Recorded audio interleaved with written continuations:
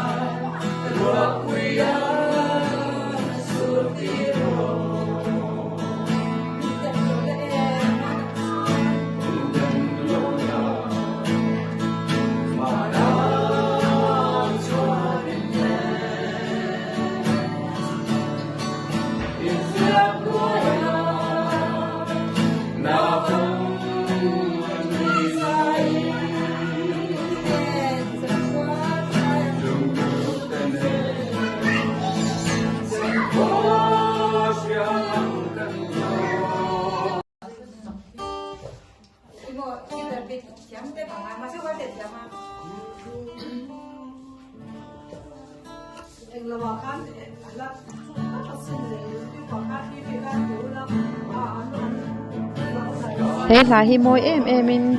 đại tê lệ u vál rồi thế này anh xã lung lên thạc thế mày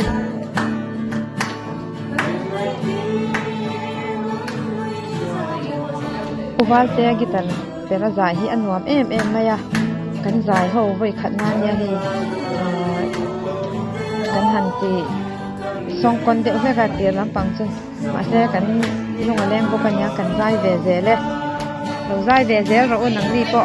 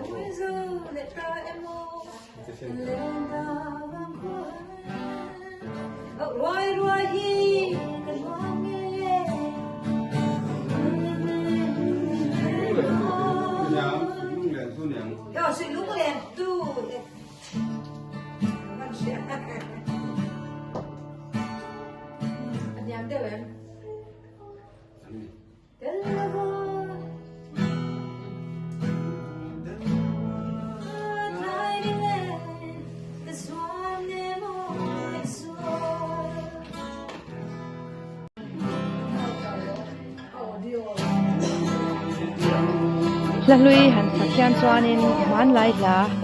อดดเลตัวที่เรือเฮียนนโลอมเบเดือดจุดชีนะเฮลาพอฮีอมอยไม่ยาอุบาลเซนอริรุยน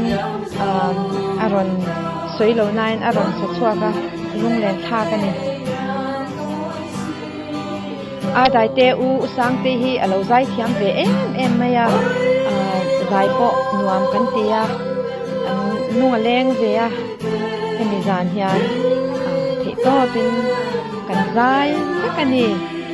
อมอยชุดดังนี่เสียได้รอชุดลุงเล็กตะกินกันใจเพราะว่าอันวามกันสิตกอันนี้ไหม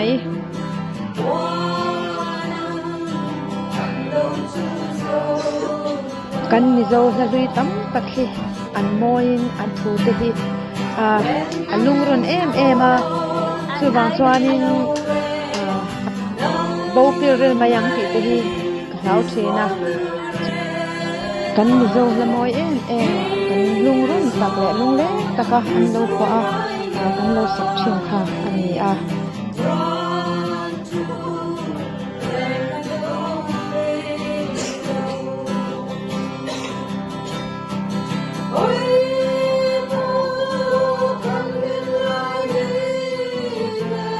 เช่นแต่จูกันจะสักจังเฮียนมันจะพอเราเล่นได้ไงกันเองกินนี่วอลอู60จ้ะช่างลำปังโฮผ่านชวนเรียงลาแต่หินเสียบเล็กกันเองมันจะพอเล่นได้ไงกันเองนี่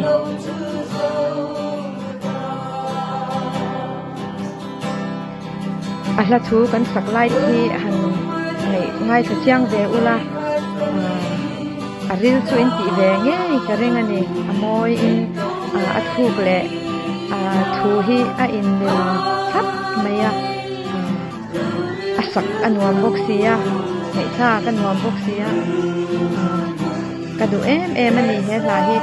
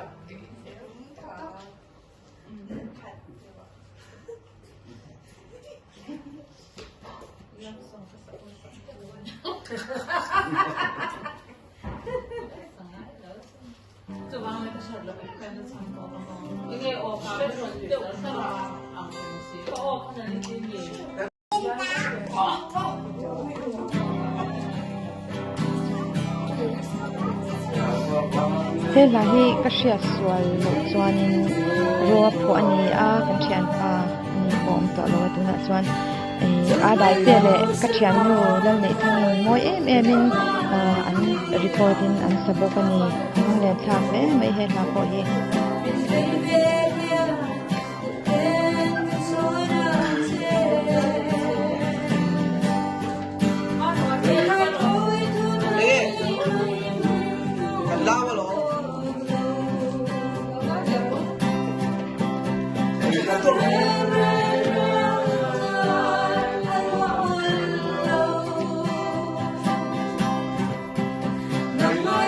nào mà hết rồi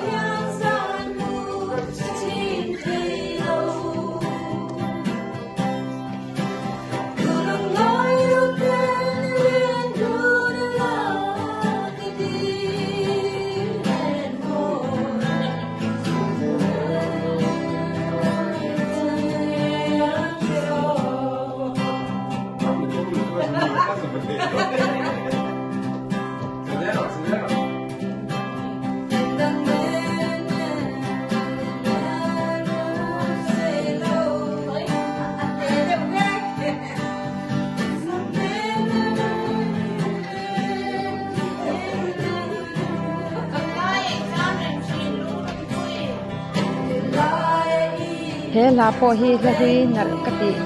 ter te zinga mi ania amoi kati em a mai ro chu a thu hi kan lo chiang kwang lo ta kan chi ta de ni mo ya mai ro chu ka ron da ve thawe lo ni ve mai ro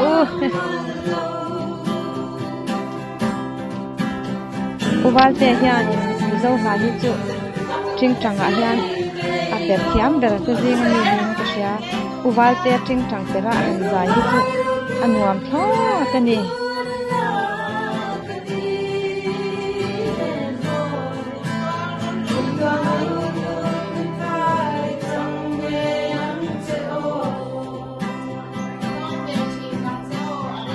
cái là hi cần dai nuam về em kha cần pha anh về turin cần doa dai lak lo lai ka han de le lo ka hom lo ang reng ya mo changin life hi chu tiang hi nia ka him lai ni te hi a ri lo wa ke hi kal ze la bang hianin kan him lai ni te hi ya tha kan han da zel the te hi alom oma changkang thak to a nakina chuanin kan ngai zel mai don si ni hi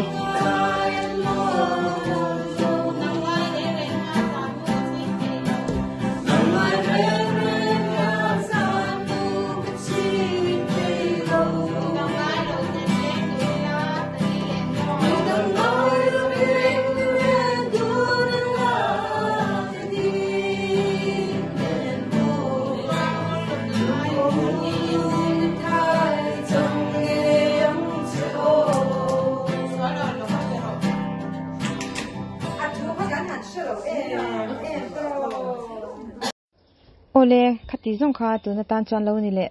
mai se kalom em thank you so much and God bless.